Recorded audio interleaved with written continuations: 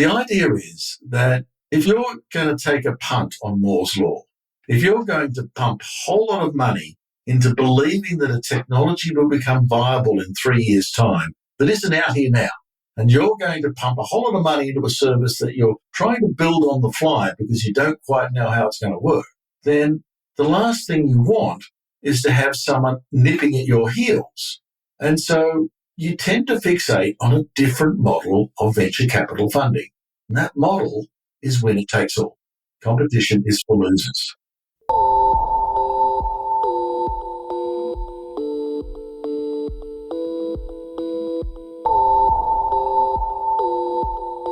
You're listening to Ping, a podcast by APNIC discussing all things related to measuring the internet. I'm your host, George Michelson. This time, I'm talking to Geoff Huston from APNIC Labs again, in his regular monthly spot on Ping. Geoff and I talked about centrality and decentralization. He's just back from a very interesting session held by the DINRG, a meeting of the Internet Research Task Force, or IRTF, which meets alongside the IETF. DINRG is interested in preserving the idea of the decentralized internet, and they met in Madrid at the last IETF meeting. This idea of a fully decentralized internet is a central tenet, a long-held belief in the internet tech community, that the protocol designs and the whole idea of the internet was aimed at removing centralized monopolistic control of digital communications.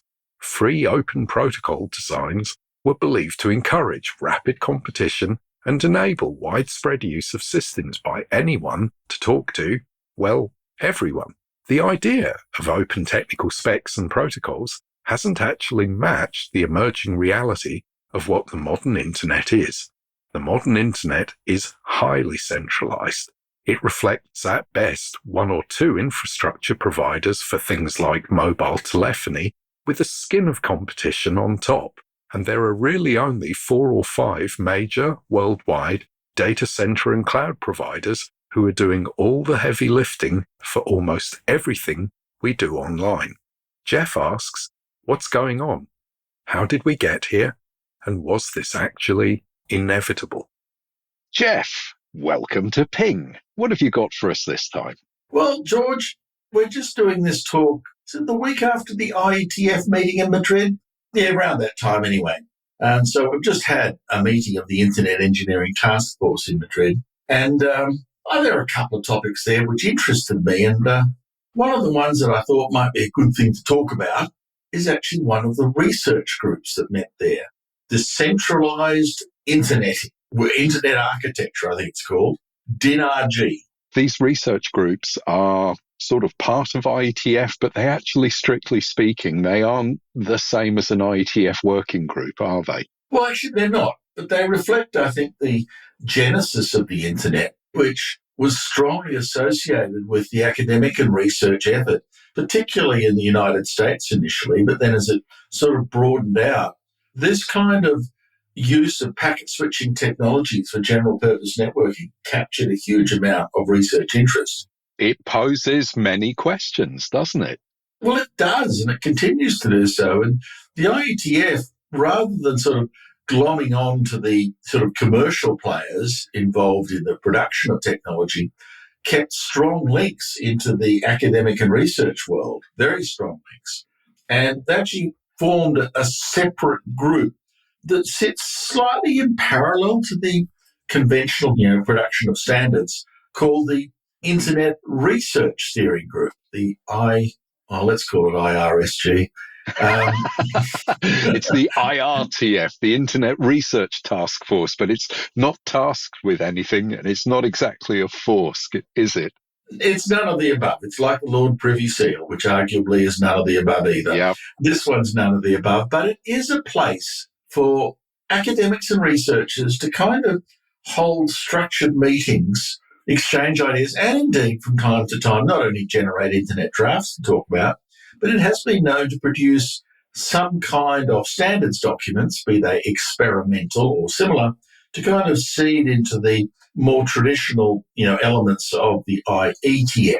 One of the classic examples of that is quite recent, actually, the Congestion Control Research Group, which has been noodling various ideas on, can we improve on TCP? What are the elements of a good congestion control algorithm? And has been feeding off ideas into the IETF's Congestion Control Working Group as standards documents.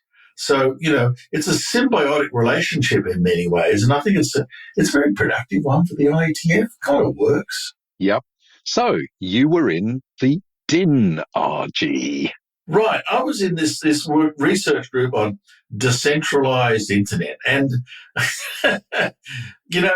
you have to kind of wander back a little bit and think of what the aspirations were for the internet and then see how they panned out to understand the context of this particular work. Yeah. You see, the whole idea of the internet was that it was meant to be a very, very open technology, extremely open. Standards were freely available. You didn't have to pay for the paper. Anyone could, produce technology based on those standard specifications. And the IETF not only, produced that, but also went out of its way to assure you that implementations based on these standards would interoperate with other implementations based on the same specification. Yeah. You can see, I guess, where this is leading. We've talked about this several times, and the idea here that you or I could stand up a service, we could get this document. If we were smart enough to know how to code, we could code our own version, we could run these things, and we could talk to other people running these things, and we had a realistic prospect of actually exchanging and talking with each other. That's been like a founding principle that people hold very dear to their hearts. But you've actually made the point that wasn't really the main impetus here. If you really get down to the nitty-gritty of why people wanted this kind of investment in openly available standards, it was about competitive pressures and pricing. It was about provision of service in that manner and the equity of having access to these standards. It was all about pressure on economics, wasn't it? Well, I think there was a very strong economic push behind all this. By making it open, they're implicitly, quite deliberately, building a competitive environment, making the technology not a secret or the unique property of company A or company B, but trying to make sure that anyone who wants to compete with the incumbents can enter the market and compete, and technically on equal terms. There's no secret sauce going on here that if you take the RFCs and produce your own, internet router or application or something else, it'll interoperate. Yep. You can work with everyone else. And quite frankly, this was taken up, oddly enough, by the public regulatory area extremely enthusiastically in the 90s, I think, the 90s and 2000s. You see, there was a lot of disenchantment with the monopoly telco model at the time. Yeah. They had turned from being useful public utilities into gouging monopolists at a national level. And, the relationship with almost everyone had been wildly abused many times over. And these were rich companies that just sat on technology, sat on a monopoly, and extracted cash from you and I as mere consumers of the phone service. Yep, they didn't have very strong motivations to innovate and deliver new services because they were quite happy milking customers to provide all the things that they knew and loved very expensively in very high standard copper lines. We're doing okay, thank you very much. Absolutely. And I think there was certainly some degree of, resignation that governments could not regulate their way out of this mess. That, like in the United States, it took an antitrust action, which has been used only sparingly in the United States and successfully used extremely sparingly. And they did one against AT&T in the 1980s. I think it was the first successful one since American Tobacco in 1912, if I recall rightly. They didn't play it very often, but AT&T had basically abused the long-suffering American public to the extent that an antitrust action was actually a goer. And a gentleman, Judge Green, was put in charge of the divestiture of AT&T. And the whole idea was a bizarre thing of dismantling its size dismantling its unique monopoly, allowing other folk to compete in long distance, notably MCI, which has its own story, but allowing competition in long distance, but recognizing that the local access loops were an economic nightmare. Oh, gosh, yes. They were just a mess. So he actually took AT&T's local access loops and created, I think there were 9, what we call the baby bells, who had a geographic monopoly across each of the regions of the United States, all overseen by Judge Green. Now, in long distance, the mantra was, I don't really need to look closely at this. Competition will fix all ills. Yeah. Do you remember, Geoff, there's a story you told me when we were traveling once about a quirk in how that long distance thing worked, because what typically happened, and we are back in the stone age of telephones, is that you would use a phone somewhere and have to pick your long distance carrier. And if you were in a hotel, you didn't want to necessarily use the carrier the hotel nominated. You had to have a way of saying, oh no, I want to use this long distance carrier. And one of those mechanisms was that you spoke to an operator and told them the name of your preferred long-distance carrier. Now, you told me a story about someone who found a way to game that market. Do you remember that story? The point of that one was that they registered the company name Anyone. And if a customer rang the operator and the operator said, which long-distance carrier would you like to use? If they said Anyone, that was the carrier they got. It's brilliant. I do remember the automatic way of doing it. The telephone calling cards in hotel rooms became longer and longer as the various prefixes. Oh, the number of digits you had to dial to specify your preferred carrier. To select Sprint, to select MCI and so on. And in some ways, there was competition of a sort. But quite frankly, AT&T was still sitting in a pretty privileged position. As it turned out, though, this was not about competition in telephony. Despite all of the appearances that it really wasn't. It was a competition between the telephone and computer data. And what deregulation in America, and indeed all the other markets that deregulated, actually enabled was the ability of, what became internet service providers to come up and compete against the incumbent telephones. The disruptive effect of allowing a new kind of technology that was built around the model of packetized data rather than traditional telephony models of constant voice. Right. Even though the voice had started to be digitized, the idea that you could actually give people the power to address packets and send packets for themselves rather than having it done on their behalf behind the scenes by the network, that was transformative. It was transformative. It was incredibly efficient in, if you look, the information load versus your presence on the wire. It takes a huge amount of effort to actually keep the integrity of human speaking.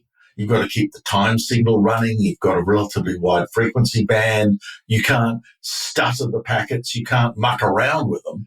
To make a continuous flow of analog signal at the other end, you need a lot of wire. Now, computer data doesn't need that synchronicity.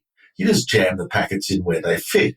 And in the early days of internet working, we were amazed at exactly how much data you could cram into a single voice circuit. And so the equivalent of one person speaking, which even if you speak very, very fast, is still, at tops 50 words a minute.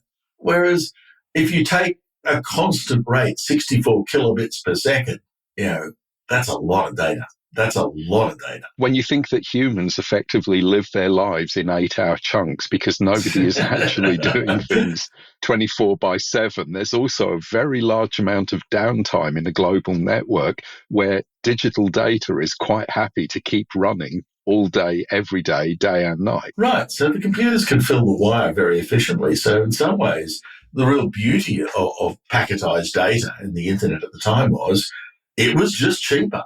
It was phenomenally cheaper. So you kind of had these two tenets, if you will, of this revolutionary change in the environment. One was a shift away from switching time and analog voice signals into switching data packets, which made the entire thing cheaper per packet, per quantum of information.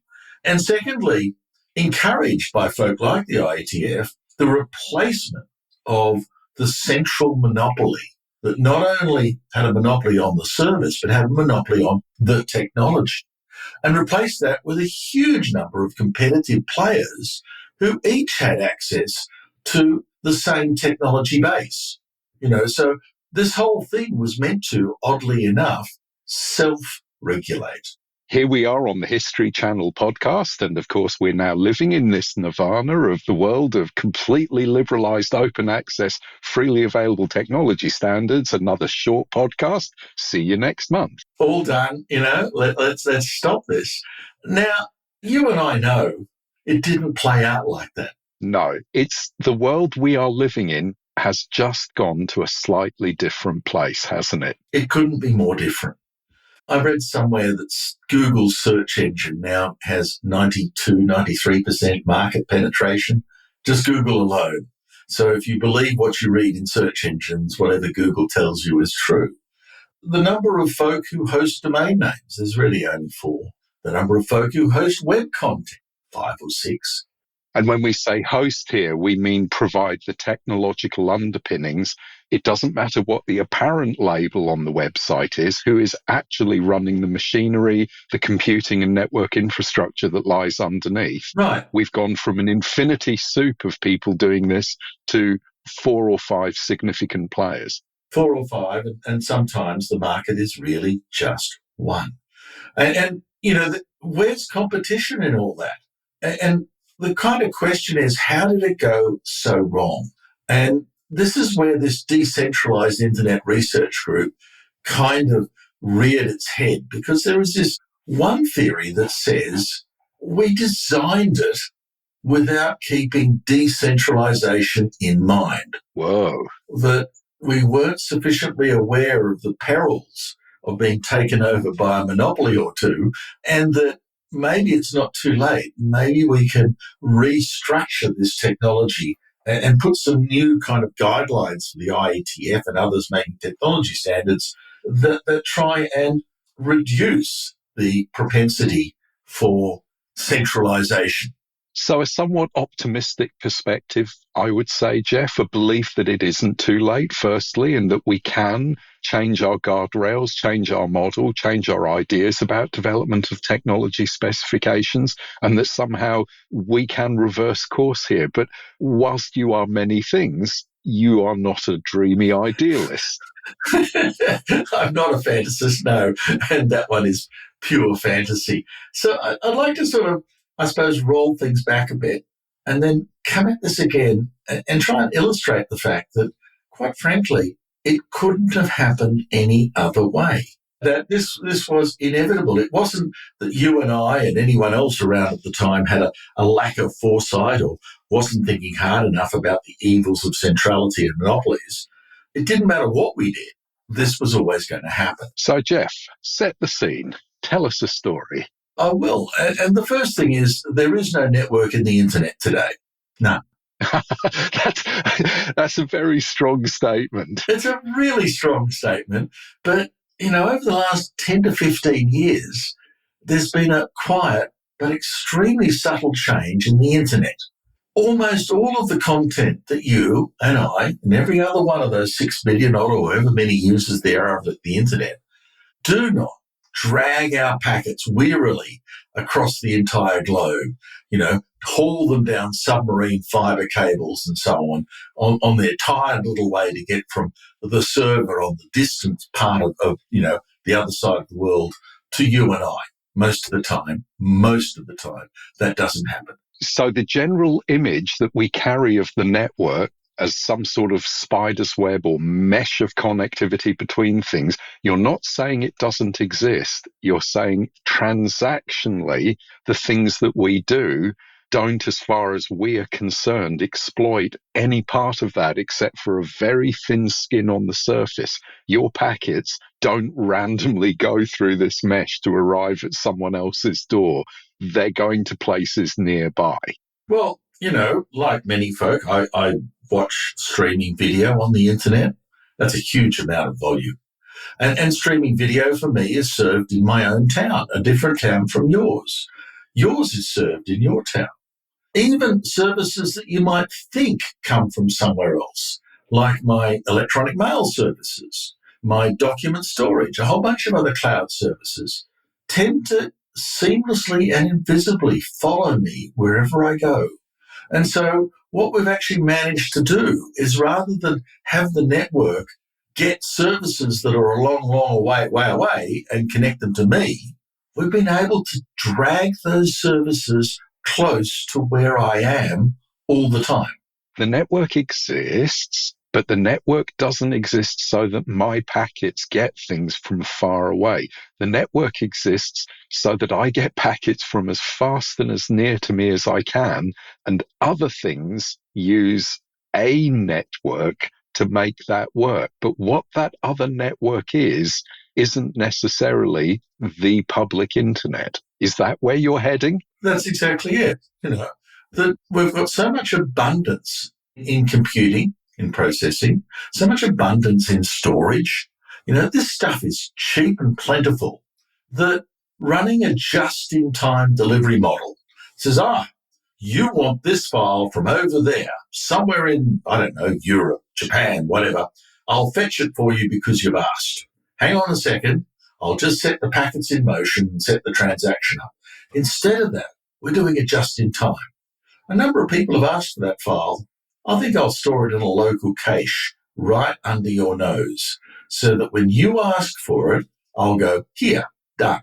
That implies a completely different model of what I would have considered to be the cost component of why things are done. I mean, when you start this journey, the idea that I can afford to just have the entire corpus of books and films and TV and radio and music at my door, that's ludicrous, because that's petabytes of data. And surely, economically, the most efficient way for me to get that is for it to be held reliably somewhere, and for me to come to that place over a network that will supply anything. And you're telling me that model is completely wrong, and the economics here don't work that way. Well, I am a bit dumbfounded. Well, for one, we humans are a bit of a herd mentality. We all do the same thing at the same time. And to some extent, I only need to be able to get 10% of all the world's stuff close to you, and I've satisfied your every possible whim, because no one strays that far away. Look at something like Netflix. The entire catalogues that are in demand in that locale are stored in that locale. Look at Google's Gmail. That mail is close to you. It's not on the other side of the world. Otherwise, you would be dying waiting so long for something to respond. So we're actually able to use these networks and the associated caches to place the services that you and I use under our noses at the other end of the access network. I don't see how it's possible to do that build out close to me without spending an astronomical amount of money to build expensive boxes close to me. It just feels like George, a lot of money's been spent here. The boxes are cheap. They're not the expense. The expense is keeping the air in the room that holds the boxes to a cool enough temperature, the data centers. But, we've been building data centers like crazy. And we continue to build, because of AI, even bigger data centers, even crazier. And we have actually not built phenomenal amounts more network. We've built phenomenal amounts of local cache storage. We've changed the entire model of provisioning in this sort of digital world to duplicating the services, duplicating the data, and putting it close to where markets matter so we can deliver it immediately, just in case you ask. Why do we do that? Because in networking, cost is distance squared. If I can cut the distance and just simply track it across a few kilometers, it's fast. It's cheap. It's astonishingly good. And, why do I need 6G? That's the current buzzword, mobile networks in the access network, because the content that's being pumped across that last mile access network is basically at the head end in your area, pumping it directly from the data center into that access network. You're not hauling it through a whole bunch of transit networks. You just don't do that anymore.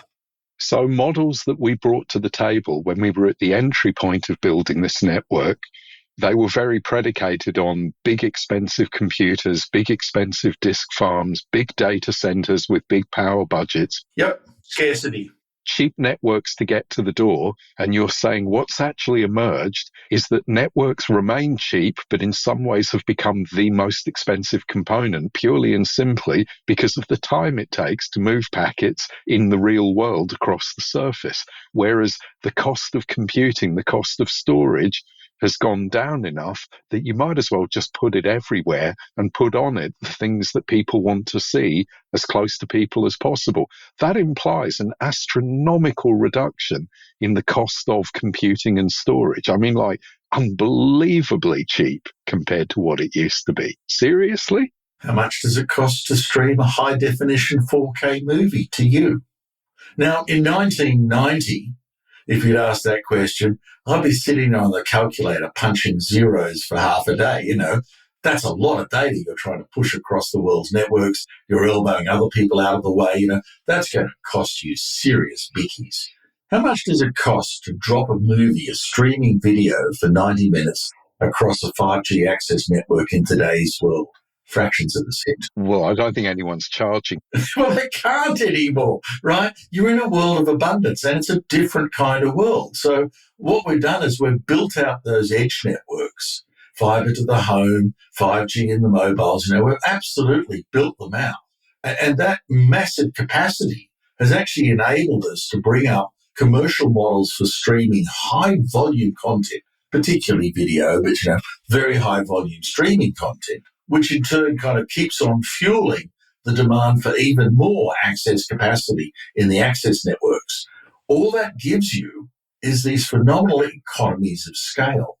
So because everyone's doing it, it becomes cheaper. It's no longer customized. It's just what everyone does. Stamp it out in the millions and just deploy it out.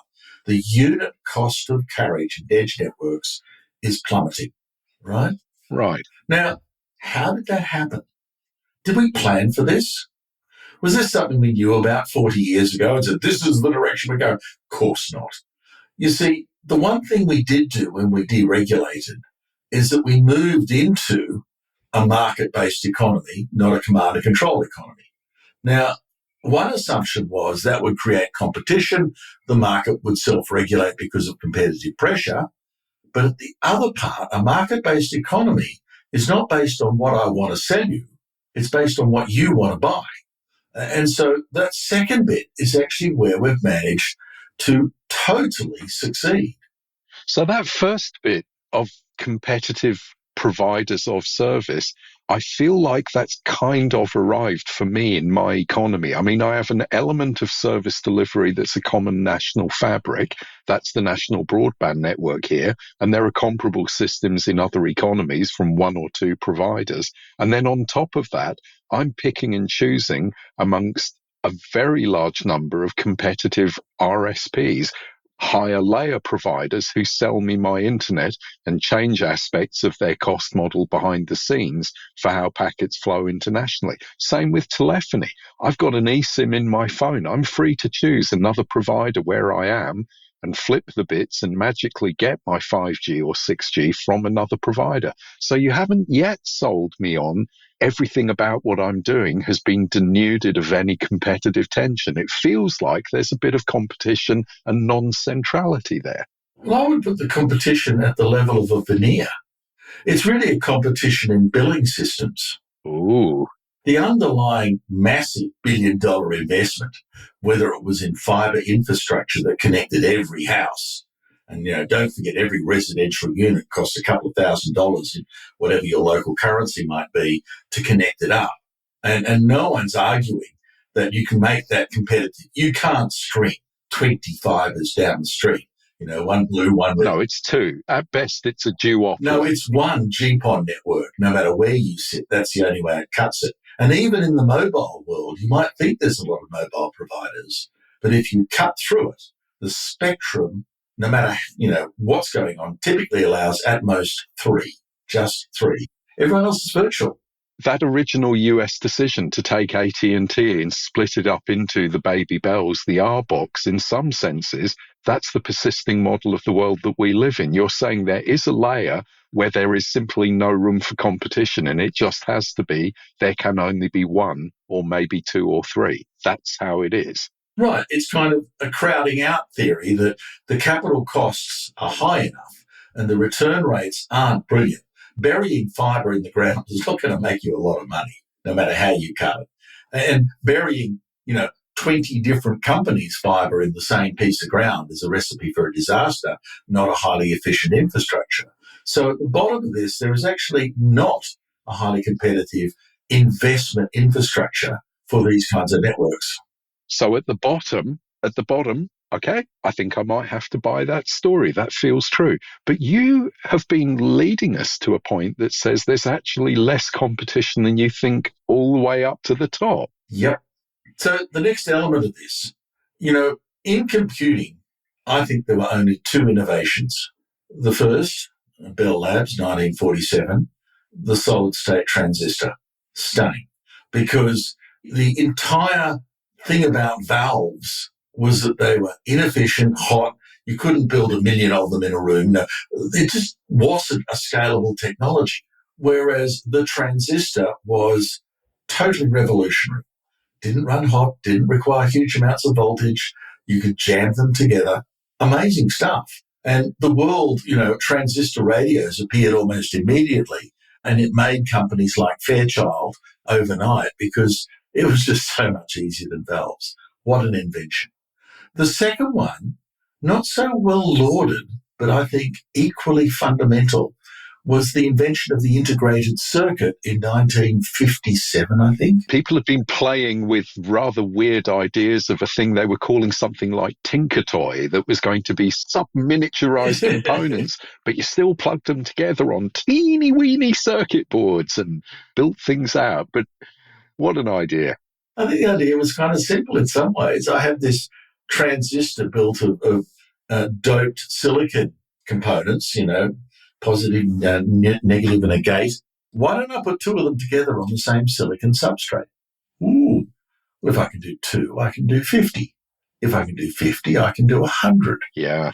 And for the last, I don't know, since basically 1960, so that makes it now 85 years, we have taken that one idea, integrated circuitry, and pushed it to the point where we're now talking about 1 trillion features on a single silicon chip. 1 trillion. 1 trillion. 1 trillion. Yeah, the feature size is now dropping just around 3 nanometers down into 2 nanometers. So we're now up to 1 trillion gates at around a 2 to 3 nanometer feature size is the current absolute state of the art.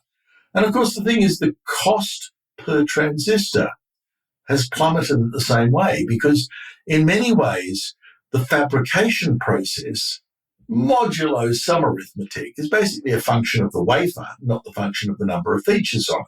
Now, that's a pretty gross simplification, but nevertheless, the cost of computing has plummeted in line with that phenomenal change in Moore's law. I would say at this point, Geoff, that the cost has not plummeted to the point where I am showered with a new gigahertz CPU every month for free in the cereal. They are still extracting rent from the ability to give me these phenomenal things. Yes, but that watch you just held up to the steam radio that no one else can see, you didn't get that for free, did you? No, but I paid a whole lot less than the supercomputer that my university bought in 1985, which had less computing power and less storage than that. Not 1 trillion times less. But cheaper. I'll give you cheaper. So this engine room, there's a shorthand to describe this, right? I mean, this is Moore's law that you're talking about. Right. This is Gordon Moore, who worked for Intel. I think he led Intel at the time, who observed by, I think it was the 70s, that the integrated circuit industry was actually being able to achieve reducing the feature size continuously such that the number of transistors per, square centimeter on a silicon chip, the number of transistors doubled every 18 months.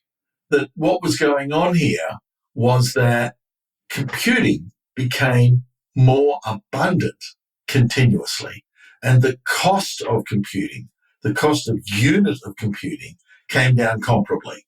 So that tomorrow's chips might cost you the same in dollar terms, but they did twice as much work. Now, that wasn't just a one-off. That was every 18 months, things changed. Now, that had a profound impact on the computing industry because in 5 years' time, the computers that are there in 5 years' time are more than 4 times faster, but cost in dollar terms less. So any business plan you had, I'm going to buy some computers and set up a business. The answer was in 5 years' time, what you're running is incredibly expensive, slow, and won't work anymore. You've got to get rid of it because you have to change the model. So if you consider classic commercial production of real goods and services, you buy a biscuit factory and you get these hokey machines that stamp out biscuits, and they always seem to be covered with cream-coloured enamel. I suppose it looks cleaner, but one of those biscuit stampers, you get 25 years out of it, and you might get longer. You're making Arnott's Tim Tams on the same machine your granddad made Tim Tams on. Absolutely. You're saying, no, you have to extract all the value you can get out of this computer in probably 3 years max, because someone else will come along and do it cheaper. They'll do you over. They will do you over because Moore's Law says even if they wait for a year, they will get more computing for less money. And so if you think about it, from planning to debut of a service operation to, consolidation in your market to maturity, and then all the way to obsolescence, a market service offering based on a static technology base is about 5 years to do the lot. Right. Enter, make money, die in 5-year cycles. Now, if you think about the way the telephone world worked, and I really like this story that I was told about the Bell Laboratories, who had just been working on this phenomenal thing called asynchronous transfer method, ATM, which was going to completely revolutionize time division multiplexing and time division switching. The whole idea was, instead of using an external clock to time which fragment of data belonged to which conversation. And managing those clocks was incredibly complicated. It was difficult and expensive, Yeah. AT&T 5ESS switches cost, a major economy a lot of money. So instead of that, the idea was you put a micro header on the fragment, and in essence, the switching units knew by that micro header which conversation that packet fragment was part of. Right? Revolutionary. It would change the entire economics of telephony. So Dave Sinkowski, I've been told, presented this to the regional Bell operating companies at one of the progress meetings and explained how this was going to completely revolutionize communications in the telephone industry. And the answer he got back was, Dave, we make money by sweating our equipment for about 25 years. Yeah. And then we're ready to replace. And, quite frankly, 10 years before that meeting, they'd just done a massive forklift upgrade into getting into digital switching. Yeah, you're coming at us saying we need to replace with new tech and we haven't finished sweating the old yet.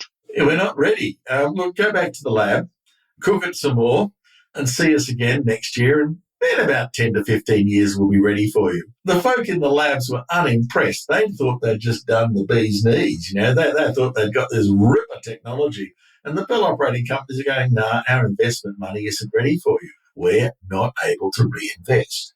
Now, that's a big message. And the funny thing was, they went to Sun Microsystems and said, you've just spent a fortune upgrading from 10 megabit Ethernet to 100 meg FIDI, and you're running out of grunt. You need a scalable technology that doesn't make this happen every few years. Let's try ATM. And oddly enough, some went and bought it. Yeah. Yay. The computing industry was running at a different pace to everybody else, right? Yeah. So Moore's Law is brutal, absolutely brutal. And what's going on is that traditionally communications was the economics of scarcity. It's why we paid for telephone calls. It's why long-distance calls are expensive. International calls were hideously expensive because pricing was used as a rationing mechanism. When you've made an investment in copper lines to run telephones that you're going to recover on 50-year commercial bonds, you absolutely need to make a lot of money on that for 50 years. 50 years. So they're based on pricing as a means of rationing to a scarce resource. What happens in abundance? Well, you end up giving it away because it's so plentiful that everyone has access to it. There's no rationing function left because there's just so much of it. So the thing that you sell people can't be the scarce thing anymore because it's not scarce. You have to sell them something else. Right. So a new form of economics comes in, and it's brutal in the same way that Moore's Law is brutal. One of the backers of PayPal, not Elon Musk, but someone who hasn't been as notorious in recent years, but has an equal issue, I think, with the way societies tend to work, is Peter Thiel. Right. It came out in an article, I think it was in the New York Times, and one of the quotes of it was, "Competition is for losers." Oh dear, that's a very provocative statement to make for an old-time economics student, isn't it? Competition is for losers. The idea is that if you're going to take a punt on Moore's Law, if you're going to pump a whole lot of money into believing that a technology will become viable in 3 years' time that isn't out here now, and you're going to pump a whole lot of money into a service that you're trying to build on the fly because you don't quite know how it's going to work, then the last thing you want is to have someone nipping at your heels. And so you tend to fixate on a different model of venture capital funding. Yeah. And that model is winner takes all. Competition is for losers. So we're not really here to debate the political merits, good or bad.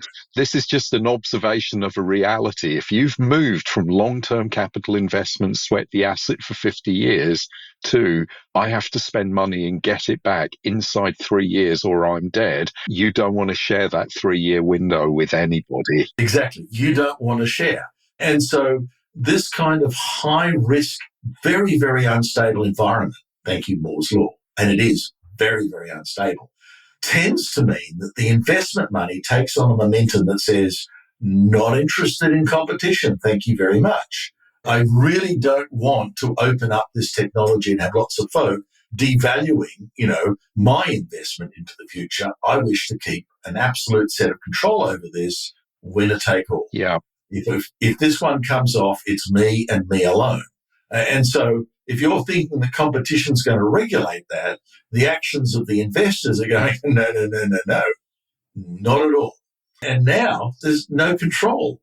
So this is sort of a statement that said, while we were making the protocol spec and the technology specs neutral and open and advising towards competitive market services that were going to benefit us all, the nature of things changed so that those technologies are all fine and dandy, but the one thing nobody is driving to who's got money to invest in this space is a competitive open market. They might be using the protocol, they're not remotely interested in the competitive component in it. No, they're trying to minimize, if you will, the risks associated with what was already a highly risky investment because of Moore's Law, basically. And one of the ways to reduce the number of unknowns is to actually go, I'm not interested in competition, just not. And there are a number of ways that you can express that interest. One is huge amounts of secrecy. You notice the current big players say extremely little about what they're doing, how much they know, and how they do their business. Equally, also, you're prepared to buy anything that looks like future competition. And there was a secondary industry, I think there still is, where entities spin up not to actually have a market impact. That's not the aim of the game. They spin up only to be bought by one of the emerging or the emerged giants. That's their entire mode and purpose of existence, to be bought, to be perceived as a potential future threat that needs to be neutralized before they get any momentum. We used to say that for any system you could imagine buying in the open market in computing, IBM Zurich Labs had probably built one and had a version of it in storage that they could wheel out if they felt they needed.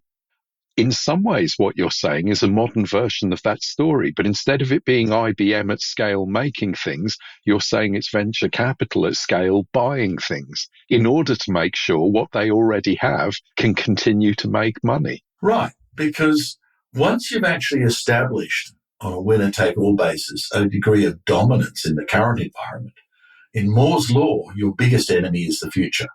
Your biggest enemy is, cheaper processing, cheaper storage. And so to neutralize that, you have to make sure that potential competitors never gain momentum. And for that, you need to be the largest of the large, because you're going to wipe everyone out that's even close to looking like they're serious competition. Not now, but in the future.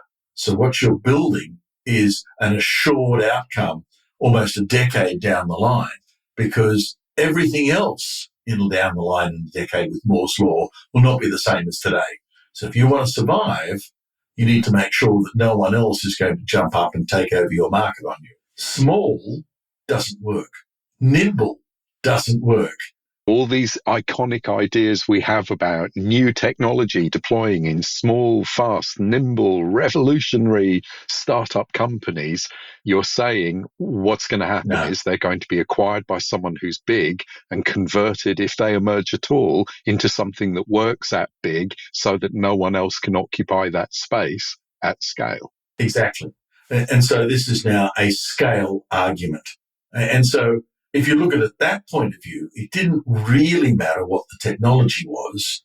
It was always going to be strongly dominated by scale players. Let me take an example. This is a bit of a breathing space. Security. And there are a couple of models of security that are almost antithetical. One of them sounds highly centralized. That's the model used by the DNS in its security framework. There is a single trust point, a single key pair, for which all other security sort of credentials in the DNS ultimately rely on. So it's a single rooted hierarchy. Now, we've gone to some degree of pain and effort to make sure that that single key is not controlled by a for-profit, private sector, money-grubbing entity. You can call, the good folk at PTI or IANA many words, but you couldn't call them that. They're not. No. People like me go and participate in somewhat silly ritualized behavior in secure facilities to guarantee a level of public exposure to this being done for the common good in a fairly open manner. Here's the goods coming out the door. If you want there to be one key to rule them all, it's made in this way. Watch it and enjoy. So in theory, a single trust point could be highly centralized, could be prone to abuse by monopolies, but an extraordinary amount of effort has been taken to cut that out. That's one model, but you're saying that there's another model that is in tension. Well, hang on a second. Degree of market acceptance of DNSSEC? You're measuring that, aren't you? Yeah, there's very little. Less than 3% of the queries that we see out of a major recursive resolver refer to names that are being DNSSEC signed. Folk don't use it. So we built this model and it has attractive socialized human equity behaviors. Even though it is abusable in terms of centrality, we took extraordinary measures to negate it. We kind of sucked all the motivation out from the venture capitalists, another way of putting it, and yes, no one uses it. Right. And it's unlikely to have its prospects change. Interesting. And the other form? Now, I contrast that with the other one, which is oddly enough started as incredibly decentralized. It's the web PKI, the web keying infrastructure, what we use to make HTTPS : / actually work. Because right from the outset, there was no single entity that issued certificates for domain names. There was a forum between browsers and folk who do this work, certificate CAs, certificate issuers, certificate authorities. And in essence, you meet some quite stringent criteria, but then you can mint certificates. So there's not one, it's not two. Currently, I think the number's up around 900. I have serious concerns with aspects of public oversight there. So, yes, to all intents and purposes, it's a wonderful framework where if you are high enough in your capital investment and commitment, you can enter this framework. But you know and I know that there are also bad actors who nestle in here, state actors who nestle in here. There are all kinds of things going on in that space that make me feel extremely uncomfortable. And wouldn't you know it? I don't actually realistically get to pick and choose. Every time I get a browser update, I get a new one added. The point I'm going to make is that it's not decentralized. What? It might sound with 900 players out there being able to mint certificates that you'd have a panoply of choice and that everyone would have their opportunity to make their impression on the world in a strongly competitive environment as a certificate authority. Let's Encrypt mint certificates for about 60 to 70% of the market and rising. For free. That was the key. But one player dominates this space. Now, you might say, well, they're doing it for free and they're not real. The answer was free is a fine alternative. Look at Cloudflare and their presence in the content distribution network business. Their base offering is free. You can enter a market by being disruptive, but the issue is if it's highly decentralized and highly competitive, there should be other ways to counter that. But what we've found, oddly enough, is even in a mechanism that is strongly designed to be decentralized, one single player coming up with basically a radical different model, I'm doing this for free, took over the market. And in essence, everyone else is forced to compete with free, and they're not having a good time because free is so hard to compete with. I mean, I used Let's Encrypt. You use Let's Encrypt. We all do. It's hard to ignore free. We have kind of ignored a governance question and a social equity question and all kinds of considerations about why we trust what Let's Encrypt are doing. So it's not that there aren't problems here, Geoff, that we would need to discuss. But at one level, I think what you've said is if you want to take on, air quotes, bad, evil centralization, one of the ways that you do it is by offering, air quotes, good, beneficial centralization. I'm sorry, I am not putting Let's Encrypt up on any pedestal. You're saying they are central. I'm not saying that they're good or bad. I'm refraining from that. What I am saying, that is about as good a definition as you'd find of economic dominance in a market. The standard Herfindahl-Hirschlager, the HH index, would go off the scale going, dong, dong, dong. This is a strong monopolistic market right now. Yeah. It is dominated by a single player. There is not a realistic amount of choice going on out there that consumers can avail themselves out there. It is a warped market twisted by centrality. So my point is that sometimes systems that we design to be, if you will, by very design, highly centralized, we've actually managed to diffuse, like DNSSEC, and make that less of an issue. But oddly enough, it's been at the price of commercial success. Whoops. On the other hand, one that was designed from the outset to be resistant to centralization, that, it was an open one that anyone could join, and sort of, taken over by Let's Encrypt, taken over by one player, and it is an effective takeover. Now, whether their hearts are pure or not doesn't enter into this discussion. So I'm not impugning their motives or anything else, but I am saying they're dominant, they're central. How was this presentation received in the dinner, Geoff? Because it sounds like you said din isn't happening. Well, I've long since, and I think that's why the chairs invite me to present, I've long since, resolved myself as being, the contra voice out there singing in the other harmony, saying that you can't build and design networks in isolation of the economics. Yeah. And in some ways, the economics is a much more powerful motivation than the technological aspects. And when you're in a space that is radically changing such that each generation of technology is almost unrecognizable generation by generation, today's network dominated by local caching, dominated by, content distribution networks, dominated by local access loops and feeder networks that aren't necessarily public, is not the network that we operated in 2005, 20 years ago. It's a different network, right?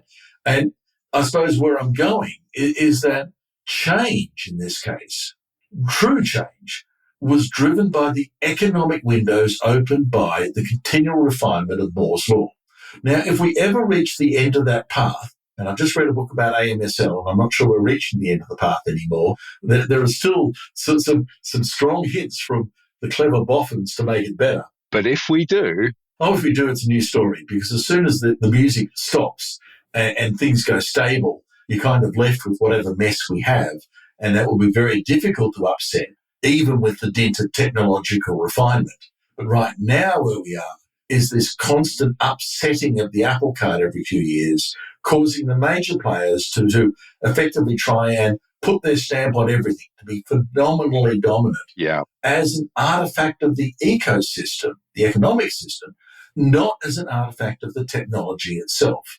So as we move into a whole new world of networking, moving away from IP addressing, moving away from destination-based hop-by-hop forwarding, moving away from all this peering and transit into a completely different world of service names, content distribution, and name-based mechanisms, it's not clear that will resist the aspects of centrality that I think are inevitable while things still change. Perhaps we might have to actually come to understand that centrality as an architecture, as an innate feature of things done at economies of scale worldwide, is in itself sort of not necessarily wrong. I don't mean good or bad, but I mean it's a good fit for the class of problem we're trying to solve. I think it's an excellent fit for the class of problem, but let me get into the moral dimension and say, predominantly it's always evil. Predominantly abuse is always going to happen when you're so dominant. And the struggles that I think every single sovereign nation finds when trying to understand the overwhelming influence of these digital behemoths and the destruction of things in their wake, be it, the advertising networks, the newspapers, journalism, a whole number of social institutions that we tended to rely on have been completely destroyed, perhaps irrevocably, and nothing built in their place. And I personally think no matter how you cut it, that's evil. It's evil from the health of a society's perspective. And who has the ability and motivation to build up again in that wake? It's not clear. And that's really the evil side of this. This is not fixable by inventing new technology or thinking like technologists, because these are not fundamentally technological problems, are they? Right. So, I share in some ways the motivation from the folk about, decentralized networking, that centrality in the long run is a really, really bad thing. And from that kind of dimension, absolutely. But, the fault is not in the way we cut this technology. It's not in the design of the internet. The fault is actually in the way in which this economic system works that has created, if you will, a perfect storm for money to aggregate into ever larger piles and have ever greater influence. And our ability to counter that is something that I don't see is happening anywhere in the world.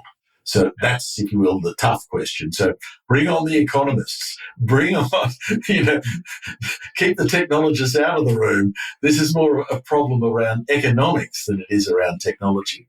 Yeah, a hard lesson to learn, Geoff, but it's interesting times we're living in when we come to understand the nature of the beast. That's really great. Thank you. It's been a pleasure, George. Thank you. And is there somewhere online people can read more about this as your DINRG talk floated into the net?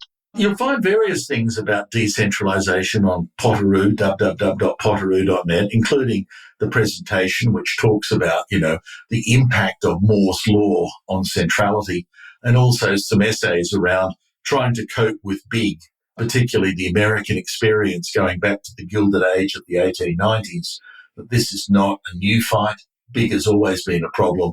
And the various interests about, we can just regulate our way out of this, through to, no.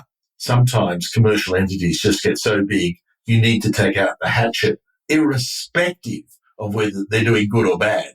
They're just too big. And that argument's been raging for decades. We'll make sure there are pointers to these stories in the blog that goes along with the podcast. That's great, Geoff. Thanks. Great. Thank you. If you've got a story or research to share here on Ping, why not get in contact by email to ping@apnic.net or via the APNIC social media channels. Also, remember the measurement at apnic.net mailing list on Orbit is there to discuss and share relevant collaborative opportunities, grants and funding opportunities, jobs and graduate placings, or to seek feedback from the community on your own measurement projects. Be sure to check out the APNIC website for all your resource and community needs. Until next time.